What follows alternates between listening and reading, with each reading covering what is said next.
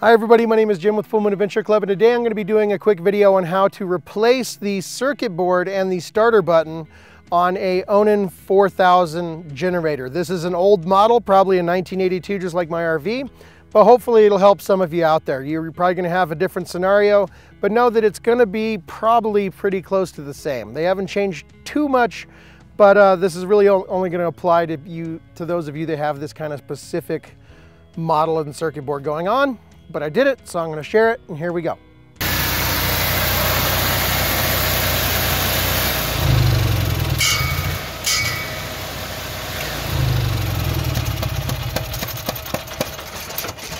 See, so the run module on the switch is busted, I think is what's going on here. And so the starter's either engaged or it's not running. So I think we need to replace that circuit board.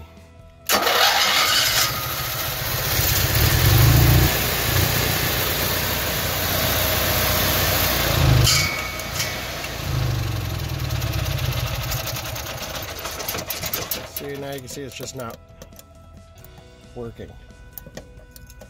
So that switch is just going out, and I think that's the problem here. So you get stuck, it's just not working right.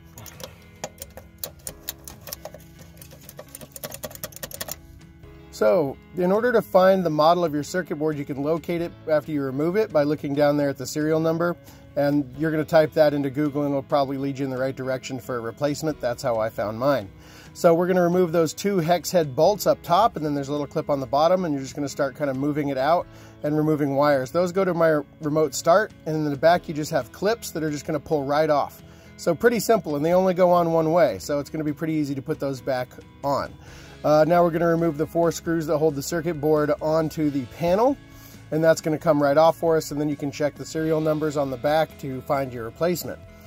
So that has the button on it and everything, and after a week I got my nice new one with the new button and everything on there. It comes with its own fuse, and it's the exact same circuit board, so everything should go back together the exact same way.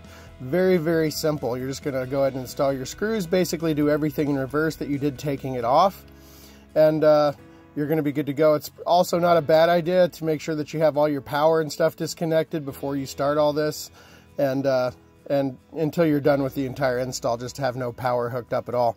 These clips are going to snap right back into place, and they can only go one way and in one spot, so it's pretty self-explanatory. You just push those into place, and once we get all that hooked up, we're going to go ahead and put the board itself back into position here.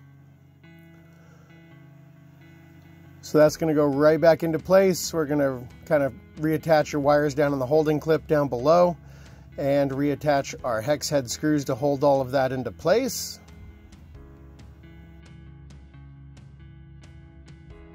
And now it's time to test it.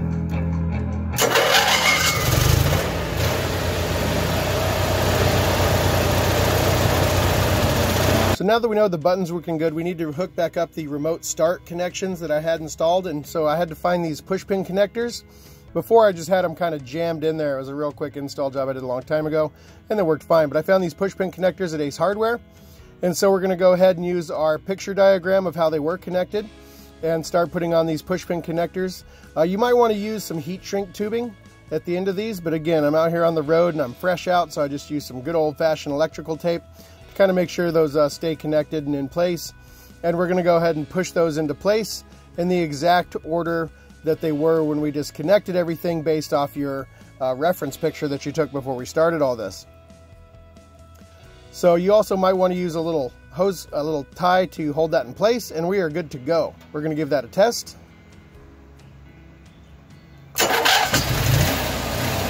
And we are in good shape.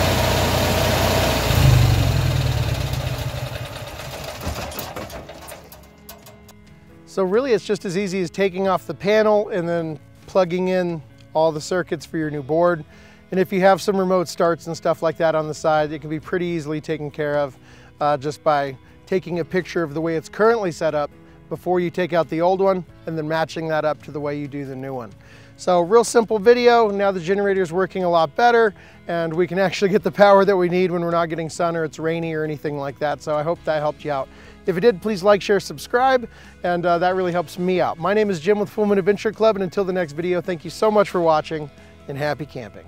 Down, down. Oh, God. Oh, jeez. Okay. Oh! Hi, baby. Okay. Did you have fun on your walk? Oh, my God. All right. Ow, God. You are a spaz. What are you doing?